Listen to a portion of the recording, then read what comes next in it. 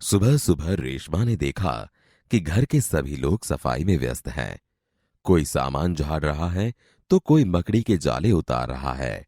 रेशमा ने सोचा, जरूर आज कोई खास बात है। माँ, आज कोई खास बात है? सब इतनी सुबह उठकर घर की सफाई में जुटे हैं। हाँ बिटिया रानी, त्योहार के दिन है। भूल गई क्या? पहले से ही साफ सफाई हो जाए तो अच्छी तरह त्योहार का आनंद ले पाएंगे। ओह, मैं तो एकदम भुलक्कड़ हो गई हूँ। पर माँ, आपने मुझे तो कोई काम सौंपा ही नहीं। मैं क्या करूँ? बताओ माँ।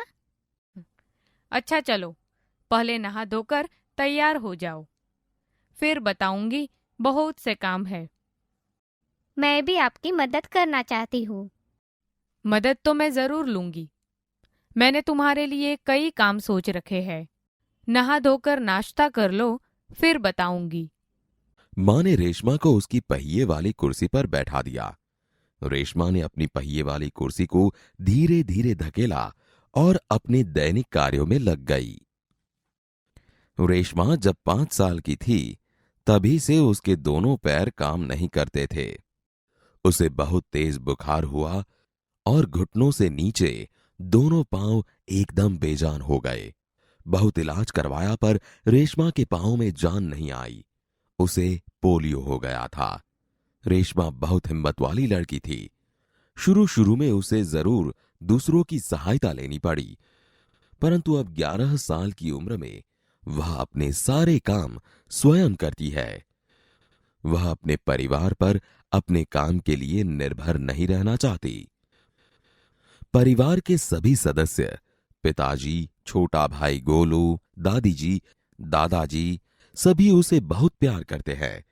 वह सबकी आंखों का तारा है। मां ने रसोई घर में सारे बर्तन, डिब्बे, बोतलें नीचे उतारकर साफ कर दिए थे। रेशु, अगर तुमने नाश्ता कर लिया हो तो काम में मेरा हाथ बटाओ। हाँ माँ, मैंने नाश्ता कर लिया। दूध का मेवे वाला दलिया बहुत अच्छा बना है। माँ, मैं हाथ धोकर अभी आती हूँ। रेशमा अपनी कुर्सी को धकेलते हुए रसोई घर में पहुंची। रेशमा मां को बर्तन, डिब्बों पर लेबल लगा लगाकर पकड़ाती गई और मां उन्हें व्यवस्थित ढंग से सजाती गई। रसोई घर फिर से चमचमाने लगा। तेरे पिताजी दफ्तर चले गए। मुझे लड्डू बनाने के लिए कुछ जरूरी सामान चाहिए था। गोलू तो बहुत छोटा है। दादी जी, दादाजी बहुत बुजुर्ग है। अब सामान लाए कौन? सामान मैं ले आऊंगी। बस आप मुझे सामान की लिस्ट और एक थैला दो। तुम ले आओगी अकेली? हाँ माँ, एक बार पहले भी तो लाई थी। तो ठीक है, तुम ही ले आओ, लेकिन ध्यान से जाना। सारा सामान नुक्कड़ वाली दुकान से ही मिल जाएगा। थोड़ी देर बाद रेशमा सारा सामान लेकर लौटी। गोलू, ये लो, तुम्हारे लिए टॉफी लाई हूँ। गोलू टॉफी पाकर खुशी से उछलने लगा। कुछ ही दिन बीते थे। एक दिन शाम को रेशमा का घर दियों के झिलमिल प्रकाश से जगमगाने लगा। पूरा मोहल्ला जगमगा रहा था। जहां रोशनी ही रोशनी थी। क्या जमीन, क्या आसमान। दादी जी ने बताया कि दीपावली अंधेरे पर उजाले की जीत का त्योहार है। बुराई पर अच्छाई और असत्य पर सत्य की सदा जीत होती है।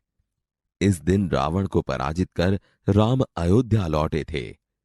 उसी खुशी में यह त्योहार मनाया जाता है। रेशमा और गोलू बड़े ध्यान से दादी जी की बातें सुन रहे थे। कुछ देर बाद सबने मिलकर पूजा की और प्रसाद खाया। गोलू अपने दोस्तों के साथ पटाखे छुड़ाने में मग्न हो गया। रेशमा अपने दादा दादी के साथ फुलझड़ियां जला रही थी। इतने में रेशमा ने क्या देखा कि गोलू ने जिस पटाखे को बुझाया हुआ समझकर छोड़ दिया था, उसमें चिंगारियां निकलने लगी हैं। गोलू की पीठ पटाखे की तरफ थी। गोलू, गोलू बचो, तुम्हारे पीछे पटाखा है। पटाखों के शोर में रेशमा की आवाज दब गई। सबसे पहले रेशमा जल्दी जल्दी कुर्सी को धकेलती गोलू के पास जा पहुंची। उसने गोलू को जोर से धक्का दिया और खुद आगे निकल गई। अपनी कुर्सी की गति के कारण धड़ाम जोर का धमाका हुआ। रेशमा की फुर्ती ने गोलू को जलने से बचा लिया। गोलू को कुछ समझ न आया कि उसे धक्का किसने दिया और क्यों। धमाके की आवाज सुनकर मां पिताजी भी बाहर दौड़े चले आए।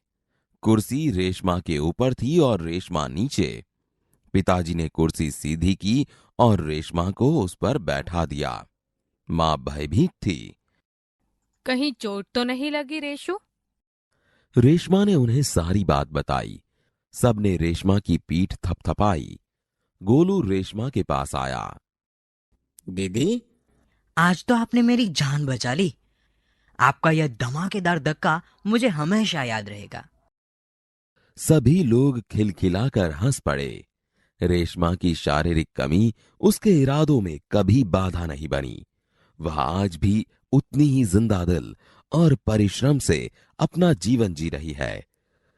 उसकी हर सुबह नई सुबह होती है। वह हर सुबह अपने काम में नए इरादे से जुट जाती है।